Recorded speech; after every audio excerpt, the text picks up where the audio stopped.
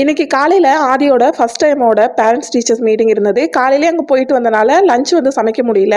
ஆதியோட பேரு ஏல ஸ்டார்ட் ஆகுறதுனால ஃபர்ஸ்ட் ஸ்லாட்டே வந்து பார்த்தீங்கன்னா தம்பிக்கு தான். ஸோ அதனாலே காலையில் சீக்கிரம் போயிட்டு வந்துட்டு லஞ்சுக்கு வந்துட்டு இன்னைக்கு எக் பிரியாணி பண்ணிடலாம் அப்படின்னு சொல்லிட்டு அதுதான் ரெடி பண்ணிட்டு இருந்தேன். ஸோ இன்னும் ஒரே நாள் தான், ஞாயிற்றுக்கிழமை முடிஞ்சிருச்சுன்னா திங்கக்கிழமையிலேருந்து மறுபடியும் குழந்தைங்க எல்லாம் ஸ்கூல் போக ஆரம்பிச்சிருவாங்க. இனி ஆயுத பூஜை சரஸ்வதி பூஜைன்னு சொல்லிட்டு அதில் வந்துட்டு இன்னும் 2 நாள் லீவு, அப்படியே தீபாவளின்னு இந்த மாதம் அப்படியே அப்படியே ஓடிரும்னு நினைக்கிறேன்.